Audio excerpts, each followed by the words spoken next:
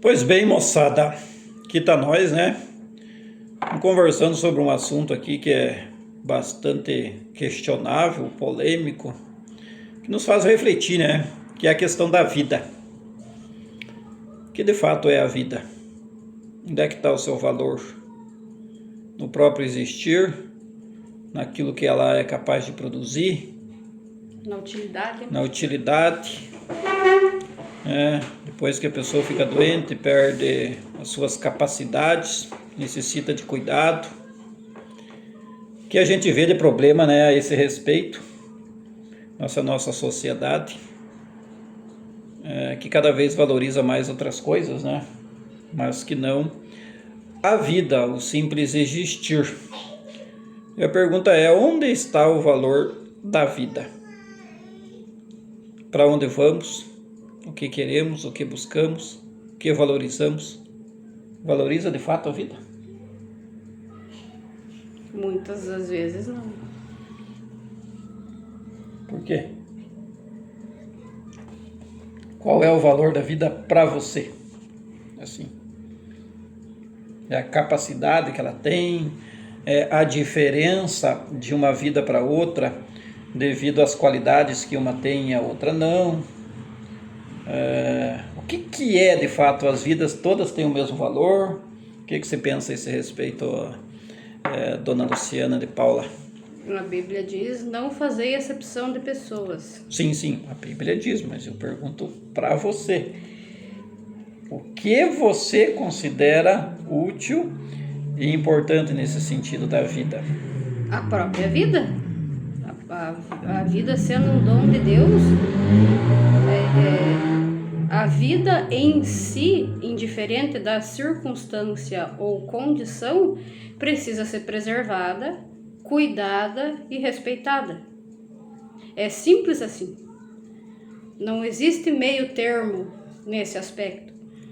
Qualquer que seja a demonstração e a execução contrária a isso, não vem de Deus.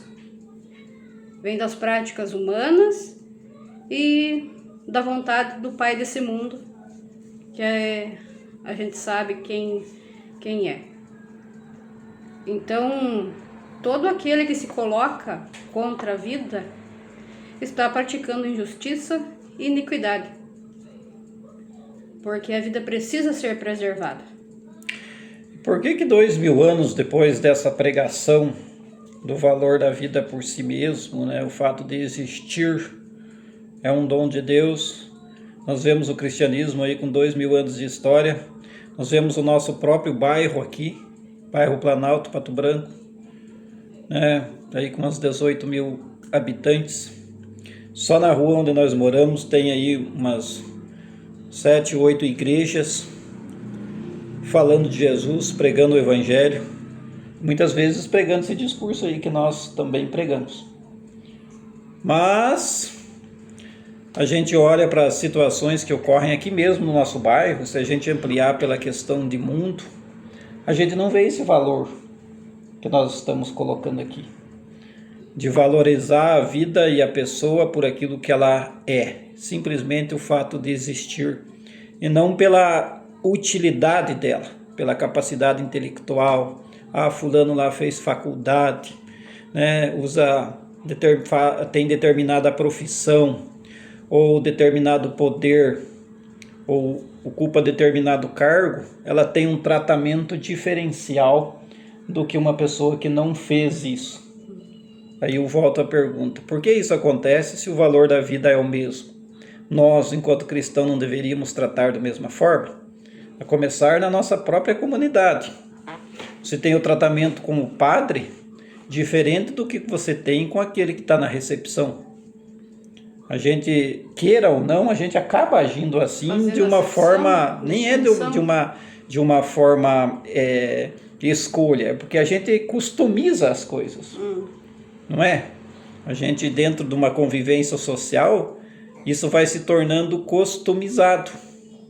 Se eu for conversar com o padre, a gente já vai com todo um certo cuidado, medindo palavras para fazer, vai tratá-lo diferente do que você fosse conversar como citei, com alguém que está ali na recepção, ou com alguém que foi apenas para participar lá na celebração.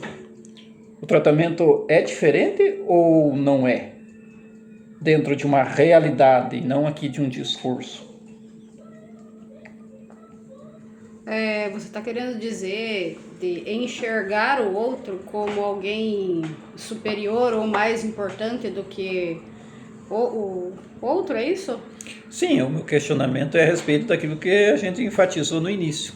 A vida ela tem o valor por si só. O fato de eu existir é um dom de Deus, é uma graça, e eu preciso respeitá-lo da mesma forma com que se respeitar todas as pessoas, indiferente da posição, cargo, função, inteligência, dom, qualquer coisa que ela tenha de diferente do outro nesse sentido. Estou falando do fato vida. O fato de eu estar vivo e existir, onde está o valor dessa vida? No fato de existir ou na capacidade que essa vida tem, essa pessoa tem? O cargo que essa pessoa ocupa, o trabalho que ela desenvolve? Estou falando nesse sentido. Por que a gente sabe que a vida por si só ela tem o mesmo valor? A do padre tem o mesmo valor que a minha, que a do mendigo da rua, ou com qualquer outra pessoa. Talvez possa estar assustando alguém a falar assim. Mas dentro do contexto cristão, bíblico, cristianismo de 2000 anos de história, é isso que se fala. O evangelho não faz distinção de pessoas. Mas infelizmente nós fazemos. Esse é o meu questionamento. Por que depois de 2000 anos de pregação do evangelho, nós não conseguimos ainda aprender o evangelho e a vivê-lo no dia a dia? Em função do pecado, né, Gismar? Da condição da nossa própria carne. A condição do ser humano. Nós somos, na nossa natureza, egoístas. Né? E uma vez apresentando esse egoísmo, a gente tende a fazer personagens diante de um e de outro, quando nós tratamos com pessoas. Obviamente que a Bíblia e a palavra de Deus nos diz que precisamos respeitar as autoridades constituídas. Mas ninguém aqui está falando em se rebelar contra autoridades constituídas. Mas esse respeito que você está falando aí, que eu dou a um sacerdote, a um médico, eu não dou ao mendigo. Exatamente. Esse o meu questionamento. Por que se a vida do médico vale a mesma que a do mendigo? Se a vida do sacerdote vale a mesma que o mendigo? Se ela tem o mesmo valor, por que é que eu o trato diferente? Eu, de fato, estou tratando o valor da vida baseado em que aqui? Em aquilo que ela é, pelo fato dela existir, que é dom de Deus, ou eu estou olhando para a pessoa, não para a vida dela, eu estou olhando para a capacidade que ela tem. Treinou, teve oportunidade, estudou, sei lá, fez alguma coisa, ocupa um determinado cargo, aparentemente a gente o trata como superior ao que está ali na rua, ou que não teve essa mesma oportunidade, mas que no contexto cristão teria o mesmo valor. Ou a vida do padre vale mais que a do mendigo, a vida do médico vale mais que a do mendigo, olhando aqui dentro de um contexto de valor da vida. Por isso que o meu questionamento é esse. Onde está o valor da vida? Na faculdade que ele fez? De maneira nenhuma. Na teologia que o sacerdote fez? Também. E que o outro não fez? Então seria tolice da gente tratá-lo de forma diferente. Nós somos criados à imagem e semelhança do Criador. Nós somos a imagem e semelhança de Deus. O que quer dizer ser a imagem e semelhança de Deus? A imagem de Deus é a nossa forma física. Nós temos a nossa forma física parecida com a forma de Deus. A imagem nossa reflete a imagem do Criador. A semelhança é que nós temos a nossa alma constituída dos aspectos do caráter de Deus. Então, quando eu digo este ou aquele é melhor ou pior, eu estou desconstruindo a imagem e semelhança de Deus no outro. Porque eu não conheço a vida do outro, eu não sei porque aquela pessoa está numa condição, digamos que mais desfavorável na sua vida, nas escolhas que fez. Eu não a conheço, mas Deus a conhece. E a chama e a ama e quer salvar. Né? Então, como que eu serei juiz de uma situação dessa? Direi ao meu irmão, você não será salvo porque você fez isso, isso ou aquilo, ou direi ao outro, você será salvo porque você é bom. Nós não temos essa capacidade. Então, aquilo que nós analisamos a respeito do... Deixa eu te cortar nesse sentido, eu entendi muito bem o teu raciocínio, e esse é o raciocínio justamente que eu estou questionando. Esse é o raciocínio que nós ouvimos todo santo dia, há 2000 anos, e que no andar da carruagem isso não funciona no dia a dia. Entendeu? Por quê? A gente diz, eu não tenho a capacidade de julgar, né? Mas a gente julga. Exatamente como os fatos que eu citei anteriormente. Se eu trato o mendigo diferente do que o médico, como você citou ali, por quê? A pergunta é por quê?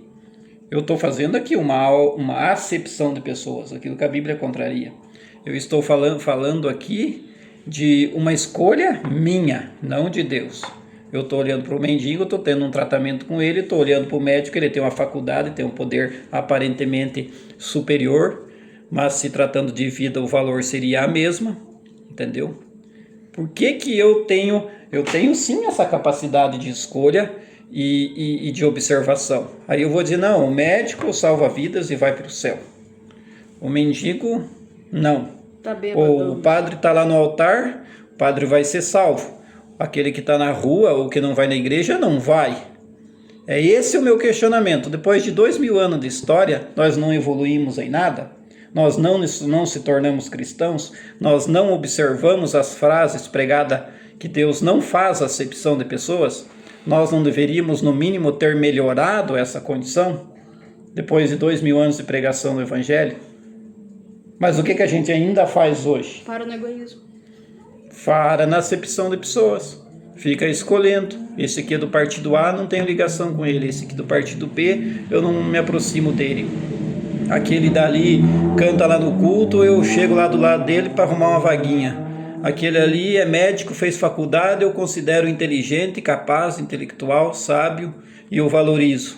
O mendigo que não teve nenhuma das duas oportunidades, só Deus sabe os motivos de qual ele está lá, a gente considera e eleva a ele um tratamento diferenciado. Dificilmente é alguém que se aproxime dessa pessoa. E aí, estamos vivenciando o Evangelho ou estamos discursando a respeito de Jesus e do Evangelho? Esse Evangelho pregado está transformando a nossa vida, principalmente nós que estamos na igreja? Ou a gente faz o discurso na igreja e sai fora e pratica exatamente o oposto? Sim, Deus é perfeito, nós somos imperfeitos, aquilo que você colocou. Mas se a gente tem Deus como referência, nós não devíamos de pelo menos ter melhorado? E dentro dos 40 anos que eu conheço da caminhada cristã, me parece que a gente piorou. Não é verdade? Nessa condição, na situação em que o mundo vive hoje, que olha as aparências, que valoriza o outro pelo que ele tem, pelo dom dele, pela faculdade que ele fez, pela teologia que ele fez, e não pelo simples existir. Deus deu a vida àquela pessoa como deu para mim. Então eu volto a dizer, onde está o valor da vida? Na vida da pessoa? Na existência dela? Ou na capacidade que ela adquiriu durante a vida, nos dons que talvez ela tenha, né, nas posses, no poder, no grupo que talvez ela tem entre aspas, superioridade para coordená-lo, no chefe da empresa, que pode me mudar de função, e aí a gente vai endossando, não tem a coragem de contestá-lo, se submete às vezes a condições absurdas, porque o cara é uma autoridade. Respeitar a autoridade seria isso para você? Veja bem, Josmar, tem dois lados aí nessa moeda. Nós vemos a sociedade como um todo num abismo de iniquidade. O que eu quero dizer com isso? Há uma crescente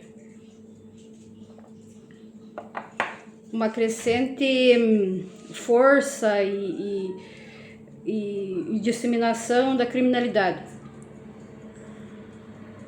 Criminalidade no sentido de assalto à mão armada com assassinato, latrocínio. Quem faz isso? Usuários de drogas, contrabandistas,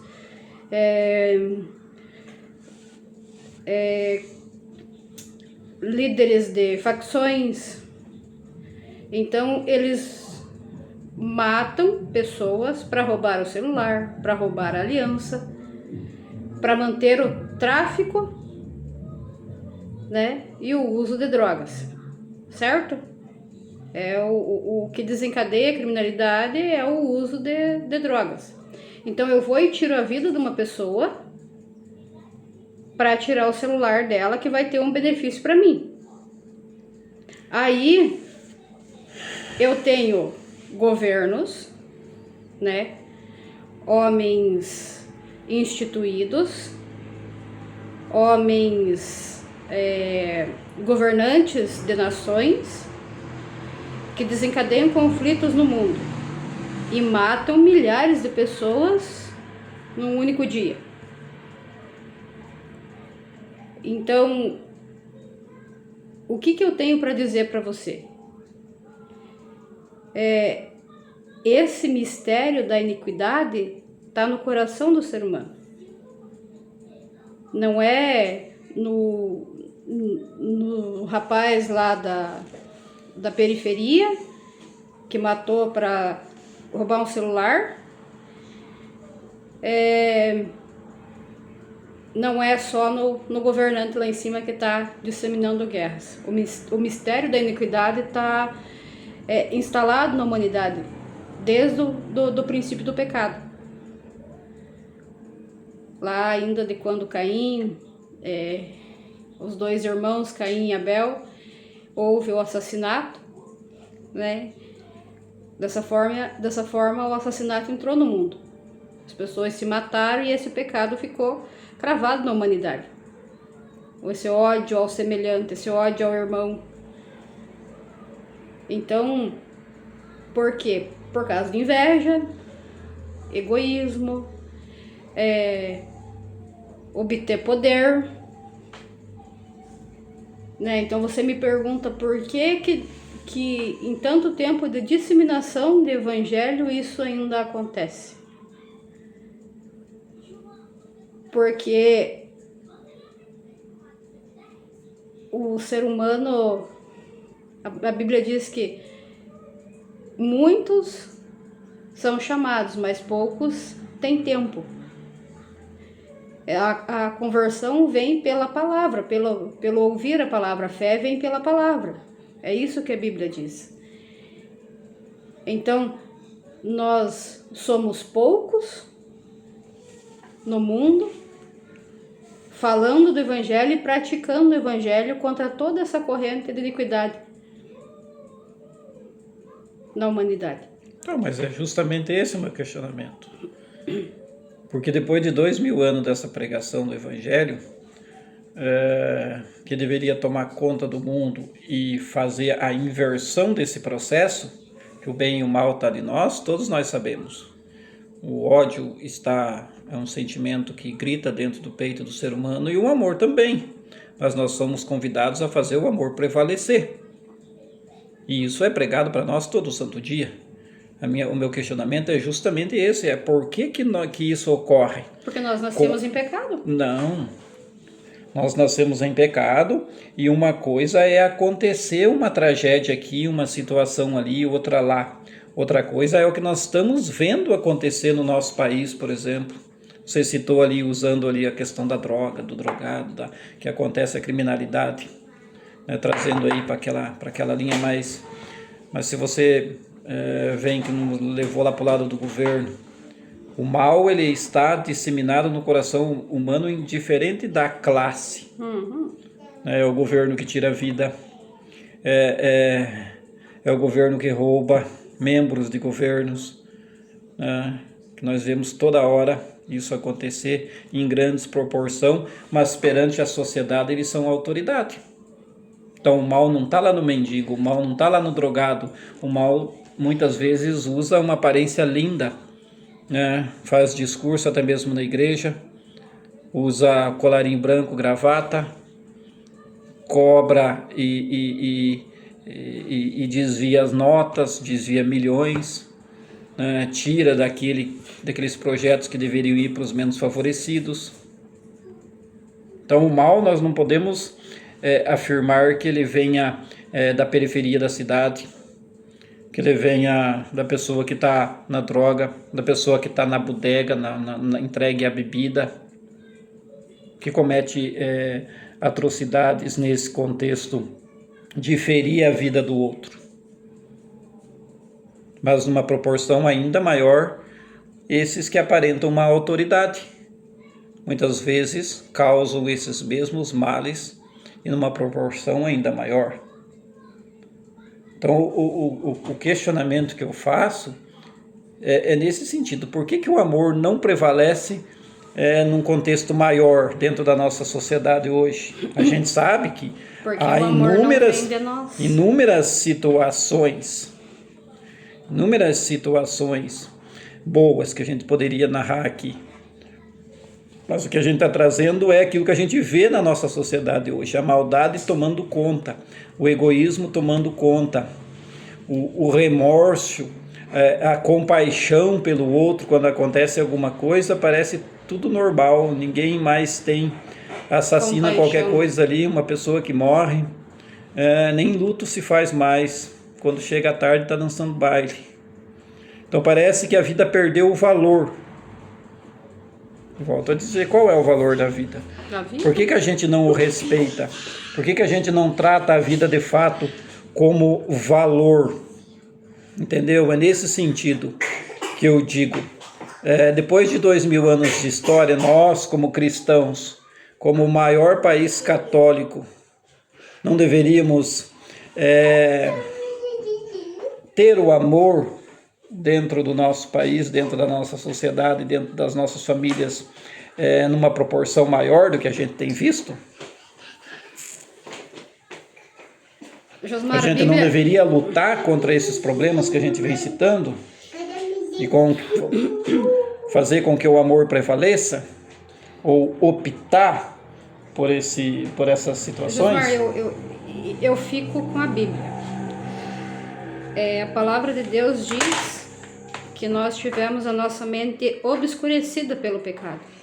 Nós nascemos nessa condição. E embora nós recebamos o primeiro batismo de apresentação, o sinal de Deus, nós ficamos livres da condenação do pecado original. Porém, estamos com a nossa menina aqui do lado, vai atender ela ali, já retorna. E aí, você que porventura acompanhou nós ou chega até aqui nesse momento do vídeo, o que tem a dizer sobre esse assunto? Já parou para se perguntar? Quer nos ajudar aí? Qual é o valor da vida? A vida hoje em dia no nosso mundo está tendo valor por aquilo que ela é de fato? a vida vir ao mundo existir, ou é pela posse, pelo poder, né? E mais essa distinção que a gente faz da vida das pessoas pela classe social, pela autoridade muitas vezes que ela exerce dentro desse contexto humano aqui de poder, de capacidades, de posses. Onde está de fato o valor e por que a vida hoje parece não ser tão valorizada mais? A gente parece que perdeu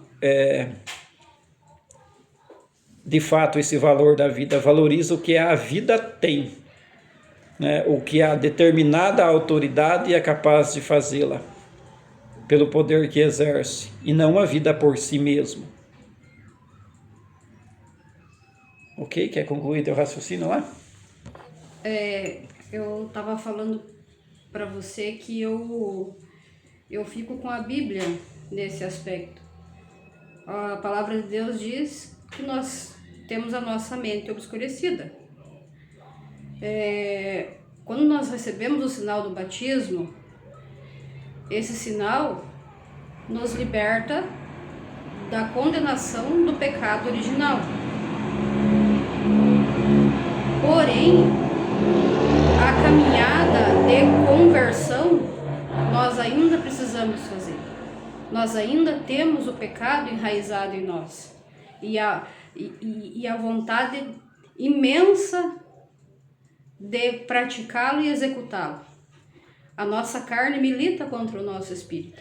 Sim, sim. Isso é. Aí São Paulo também diz que o Espírito Santo vem para renovar a nossa mente. Nós precisamos ter a nossa mente renovada pelo Espírito Santo, liberta esse mesmo Espírito que dá consciência dessa nossa condição. Que no momento que você vai executar algo que não é da vontade de Deus, que contraria os princípios que Deus estabeleceu na ordem da criação, automaticamente quem passou pela conversão, quem recebeu o Espírito Santo, quem tem o Espírito Santo habitando em si, vai dizer não, eu não quero isso. Por quê? Porque ele teve a sua mente esclarecida, liberta e transformada pelo Espírito Santo. Então ele tem tem consciência da sua condição. Embora eu tenha vontade de fazer, eu não vou fazer porque eu tenho clareza que não é da vontade de Deus, que isso terá consequências catastróficas, eu posso prejudicar a mim mesmo, eu posso prejudicar o meu irmão. Então, esse é um processo da vida do ser humano. Alguns conseguem ali, muito jovens, receber o Espírito Santo, receber essa renovação da mente, mas outros, por dureza de coração, demoram um pouco mais, né? Então, o que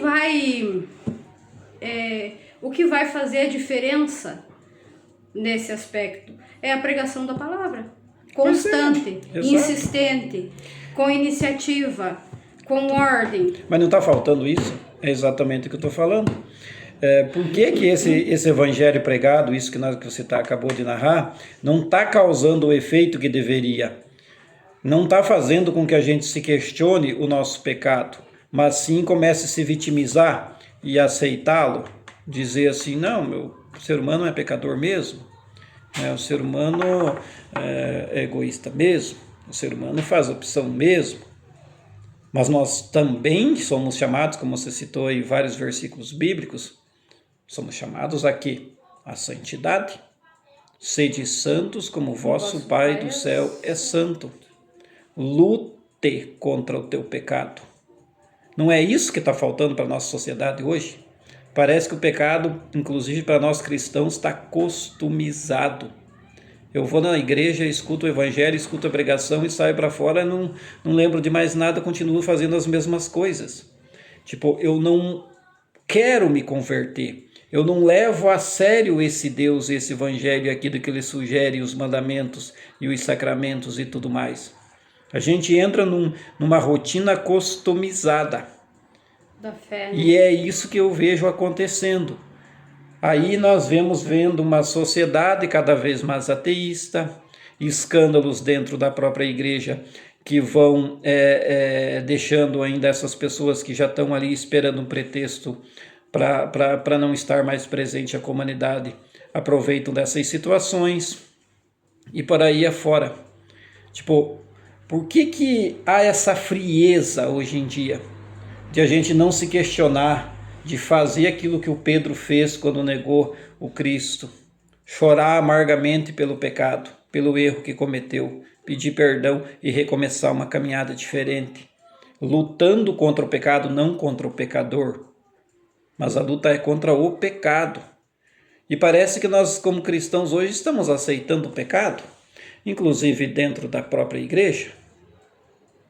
Não está causando o efeito de buscar a conversão, de a gente passar por essa vida que você acabou de dizer ali, lutando contra o pecado. Uma coisa é o cair numa situação, outra coisa é o aceitar a situação, que é o que me parece que tem acontecido nos últimos tempos dentro da nossa sociedade. Customizar, pecado customizado. Teologicamente, Josmar, nós pensamos acerca do que fala João em Apocalipse. Esse mistério da iniquidade, o homem da iniquidade, a injustiça nos últimos tempos iria aumentar muito. E isso iria ferir muito o coração de Jesus. Então, nós vemos esse mistério da iniquidade manifesto, escancarado, no mundo fora a porta da igreja, escancaradamente, sem nenhum filtro mais, não se escondem mais, ao contrário, jogam nas redes sociais, eles querem ser vistos, eles querem ser aplaudidos pelos seus pecados. E eu não vou aqui fazer delongas e nem rodeios, eu falo de prostituição, eu falo de práticas LGBT, eu falo de uso de drogas, enfim, pornografia, é explícito para quem quiser ver. A igreja dentro, apostasia. É isso que eu observo. Mas é necessário que tudo isso se cumpra, se passe por esse período até que o Cristo venha. Porque o amor que você está dizendo, ele não vem de mim e não vem de você. Ele vem do céu. Ele vem do Espírito Santo, do amor de Cristo que manifesta na redenção da cruz. O amor está em você, o amor está em mim. Basta a gente trazê-lo à tona e fazer opção por ele. Esse o grande segredo da coisa. Nós não podemos levar as coisas tudo lá para Deus. De repente acaba, como a gente vê algumas situações onde botam a culpa em Deus. Isso é assim mesmo, vai acontecer, então vamos deixar que aconteça.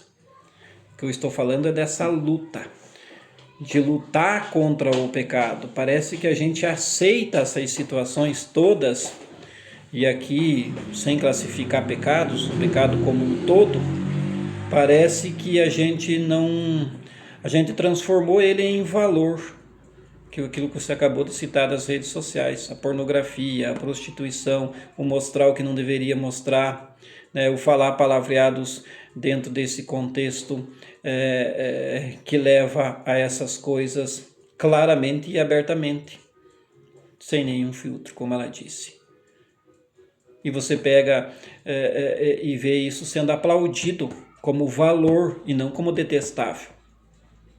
Se perdeu o pudor, se perdeu a noção do que se está fazendo, se inverteu o processo.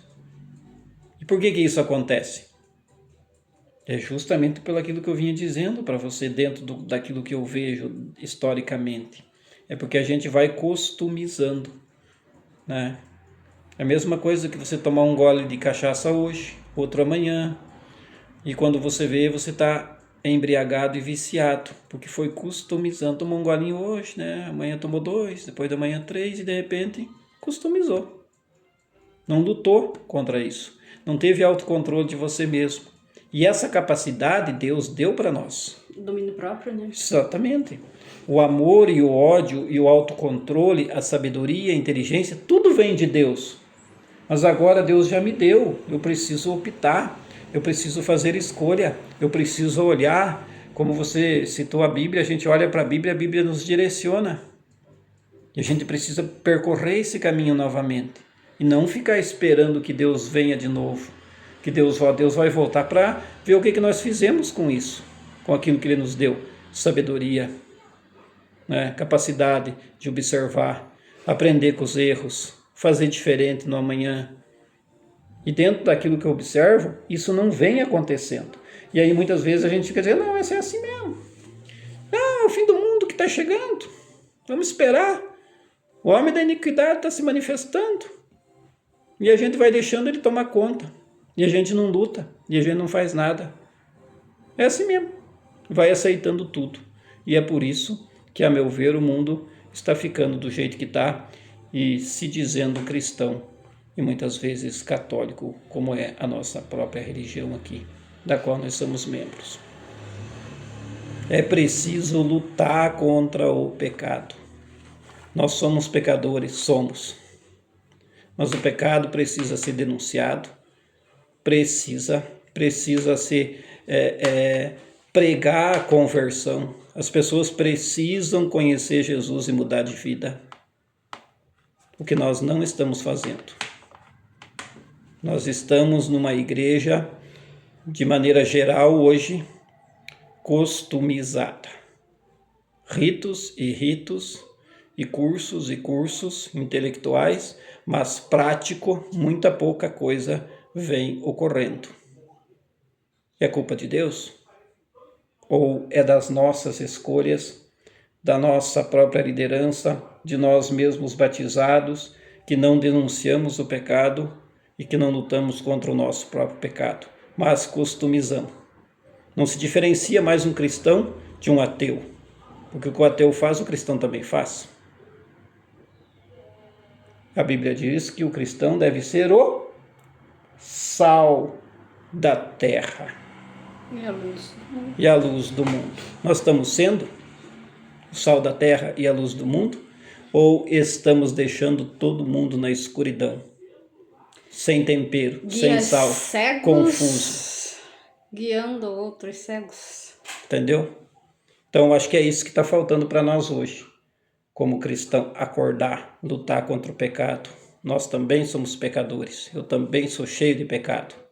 Mas eu preciso lutar diariamente com ele. Eu preciso buscar sabedoria diariamente.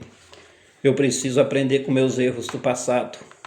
E não, já que eu errei aqui, então vou pro buraco de uma vez. Já que aconteceu isso na minha família, numa situação aqui ou ali, então agora vamos deixar que o barco vá, né? Já estou perdido mesmo, já estou no inferno. Como a gente vê muitas situações ocorrerem, e a pessoa perde até a esperança de salvação. E aí ela se entrega ao pecado ao invés de lutar contra ele. E aqui eu vou encerrando esse vídeo, que já vamos aí para 40 minutos, né? Espero que você chegue até aqui. Se você chegou aí, parabéns, né? Acompanhe nós aí na rede social. Expressão Cristã, Josmar Correia. Você vai encontrar nossos vídeos de reflexão religiosa semanalmente, diariamente. Vai ter vídeos ali na página. E junto com outros assuntos, você vai encontrar também esses vídeos em Fé e Política, lá no Facebook, lá no YouTube, no TikTok, Instagram, então por aí. Procure aí que você encontra alguma coisa nossa aí. Reflita, deixe a sua opinião, a sua crítica né, a sua observação e o seu questionamento. Interaja. É isso? Aquele abraço e até o próximo vídeo.